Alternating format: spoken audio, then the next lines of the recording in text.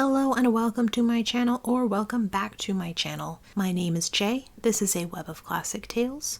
If you're enjoying the videos, please like, subscribe, and share. If you want notifications, click on the little bell icon. Today we will continue reading Jane Austen's Pride and Prejudice.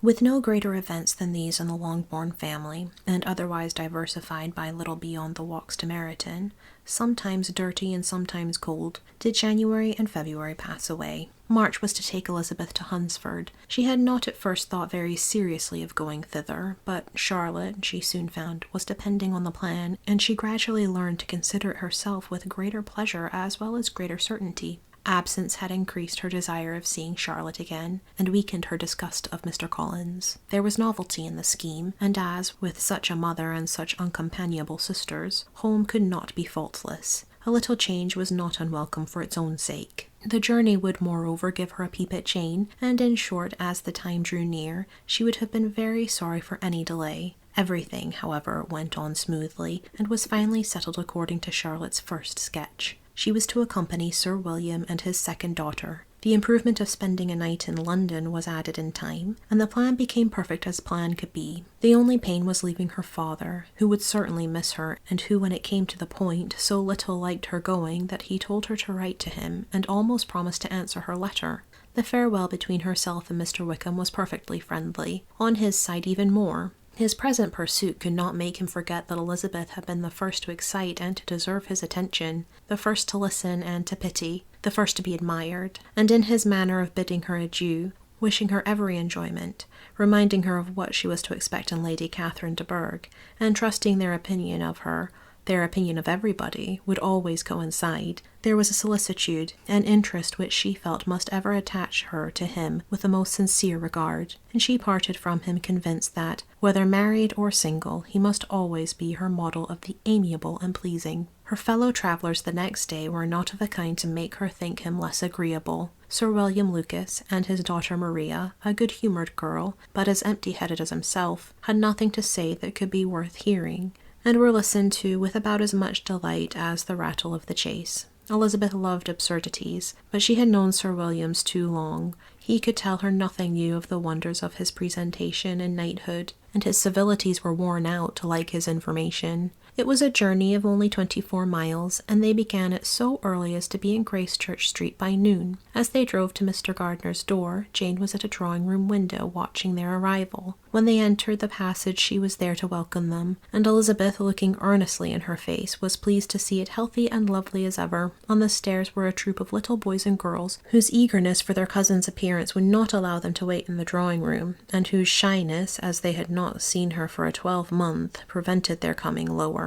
All was joy and kindness. The day passed most pleasantly, the morning in bustle and shopping, and the evening at one of the theatres. Elizabeth then contrived to sit by her aunt. Their first object was her sister, and she was more grieved than astonished to hear, in reply to her minute inquiries, that though Jane always struggled to support her spirits, there were periods of dejection. It was reasonable, however, to hope that they would not continue long. Mrs. Gardner gave her the particulars also of Miss Bingley's visit in Gracechurch Street, and repeated conversations occurring at different times between Jane and herself, which proved that the former had, from her heart, given up the acquaintance. Mrs. Gardner then rallied her niece on Wickham's desertion, and complimented her on bearing it so well. "But my dear Elizabeth," she added, "what sort of girl is Miss King? I should be sorry to think our friend mercenary." "Pray, my dear aunt, what is the difference in matrimonial affairs between the mercenary and the prudent motive? Where does discretion end and avarice begin? Last Christmas you were afraid of his marrying me, because it would be imprudent, and now, because he is trying to get a girl with only £10,000, you want to find out that he is mercenary. If you will only tell me what sort of girl Miss King is, I shall know what to think. She is a very good kind of girl, I believe. I know no harm of her. But he paid her not the smallest attention till her grandfather's death made her mistress of this fortune." "No, why should he? If it were not allowable for him to gain my affection because I had no money, what occasion could there be of making love to a girl whom he did not care about, and who was equally poor? But there seems an indelicacy in directing his attentions toward her so soon after this event. A man in distressed circumstances has not time for all those elegant decorums which other people may observe. If she does not object to it, why should we? Her not objecting does not justify him. It only shows her being deficient in something herself. sense or feeling. Well, cried Elizabeth, have it as you choose. He shall be mercenary and she shall be foolish. No, Lizzie, that is what I do not choose. I should be sorry, you know, to think ill of a young man who has lived so long in Derbyshire. Oh, if that is all, I have a very poor opinion of young men who live in Derbyshire, and their intimate friends who live in Hertfordshire are not much better. I am sick of them all. Thank heaven, I am going tomorrow where I shall find a man who has not one agreeable quality, who has neither manner nor sense to recommend him. Stupid men are the only ones worth knowing after all. Take care, Lizzie. That speech savours strongly of disappointment.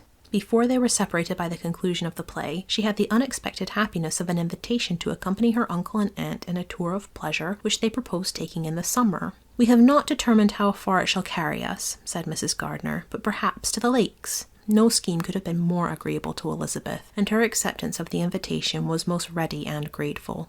Oh, my dear aunt, she rapturously cried, what delight, what felicity! You give me fresh life and vigour, adieu to disappointment and spleen. What are young men to rocks and mountains? Oh, what hours of transport we shall spend, and when we do return, it shall not be like other travellers, without being able to give an accurate idea of anything. We will know where we have gone, and will recollect what we have seen. Lakes, mountains, and rivers shall not be jumbled together in our imaginations, nor when we attempt to describe any particular scene will we begin quarrelling about its relative situation. Let our first effusions be less insupportable than those of the generality of travellers.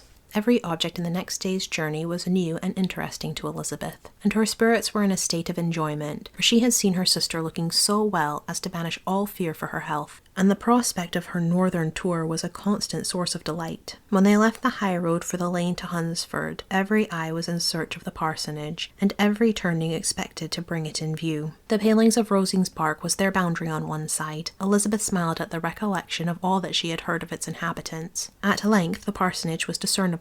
The garden sloping to the road, the house standing in it, the green pales, and the laurel hedge, everything declared they were arriving. Mr. Collins and Charlotte appeared at the door, and the carriage stopped at the small gate which led by a short gravel walk to the house, amidst the nods and smiles of the whole party. In a moment they were all out of the chaise, rejoicing at the sight of each other. Mrs. Collins welcomed her friend with the liveliest pleasure, and Elizabeth was more and more satisfied with coming when she found herself so affectionately received. She saw instantly that her cousin's manners were not altered by his marriage. His formal civility was just what it had been, and he detained her some minutes at the gate to hear and satisfy his inquiries after all her family. They were then, with no other delay than his pointing out the neatness of the entrance, taken into the house, and as soon as they were in the parlour, he welcomed them a second time, with ostentatious formality to his humble abode, and punctually repeated all his wife's offer of refreshment. Elizabeth was prepared to see him in his glory, and she could not help in fancying that in displaying the good proportion of the room, its aspect and its furniture, he addressed himself particularly to her, as if wishing to make her feel what she had lost in refusing him. But though everything seemed neat and comfortable, she was not able to gratify him by any sigh of repentance, and rather looked with wonder at her friend that she could have so cheerful an air with such a companion.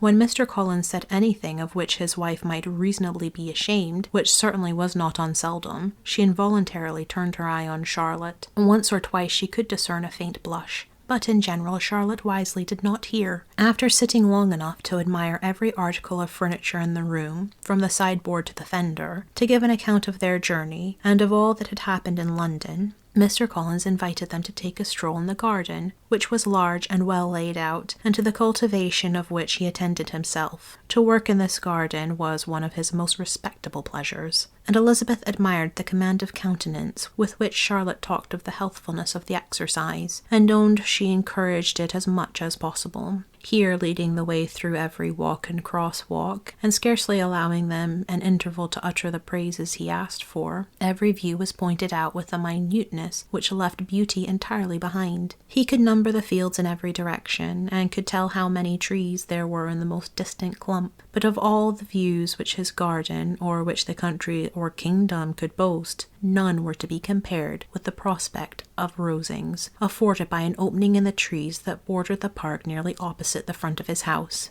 It was a handsome modern building, well situated on rising ground. From his garden Mr. Collins would have led them round his 2 meadows, but the ladies, not having shoes to encounter the remains of a white frost, turned back, and while Sir William accompanied him, Charlotte took her sister and friend over the house, extremely well pleased, probably, to have the opportunity of showing it without her husband's help. It was rather small, but well built and convenient, and everything was fitted up and arranged with a neatness and consistency of which Elizabeth gave Charlotte all the credit. When Mr. Collins could be forgotten, there was really an air of great comfort throughout, and by Charlotte's evident enjoyment of it, Elizabeth supposed he must be often forgotten. She had already learnt that Lady Catherine was still in the country. It was spoken of again while they were at dinner, when Mr. Collins, joining in, observed, "Yes, Miss Elizabeth, you will have the honour of seeing Lady Catherine de Bourgh on the ensuing Sunday at church, and I need not say you will be delighted with her. She is all affability and condescension, and I doubt not but you will be honoured with some portion of her notice when service is over. I have scarcely any hesitation in saying she will include you and my sister Maria in every invitation with which she honours us during your stay here. Her behaviour to my dear Charlotte is charming. We dine at Rosings twice every week, and are never allowed to walk home. Her ladyship's carriage is regularly ordered for us. I should say one of her ladyship's carriages, for she has several. Lady Catherine is a very respectable, sensible woman indeed," added Charlotte, "and a most attentive neighbour." "Very true, my dear, that is exactly what I say. She is the sort of woman who one cannot regard with too much deference." The evening was spent chiefly in talking over Hertfordshire news, and telling again what had already been written, and when it closed, Elizabeth, in the solitude of her chamber, had to meditate upon Charlotte's degree of contentment, to understand her address in guiding, and composure in bearing with, her husband, and to acknowledge that it was all done very well. She had also to anticipate how her visit would pass, the quiet tenor of their usual employments, the vexatious interruptions of Mr. Collins, and the gaieties of their intercourse with Rosings. A lively imagination soon settled it all. About the middle of the next day, as she was in her room getting ready for a walk, a sudden noise below seemed to speak the whole house in confusion, and after listening a moment, she heard somebody running upstairs in a violent hurry, and calling loudly after her.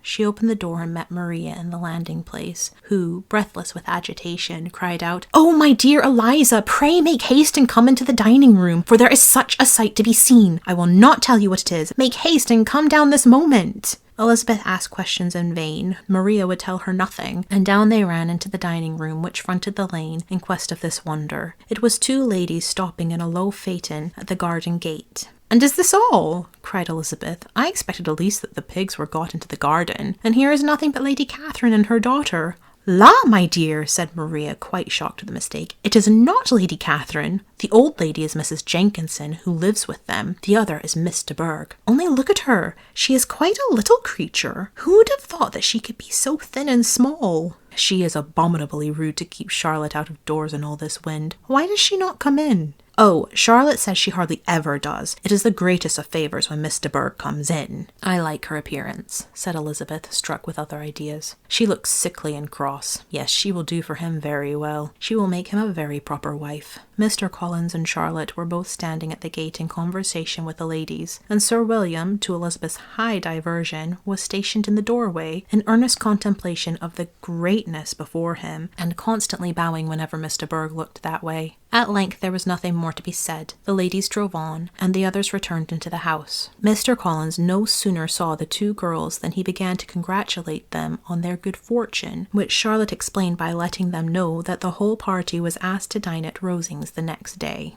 Thank you for listening. This was Jane Austen's Pride and Prejudice, chapters 27 and 28. I've been Jay. This has been a Web of Classic Tales. Please like, subscribe, and share. Click on the bell icon for notifications. I hope you're having a fantastic day. Have a nice life, and I'll see you next time.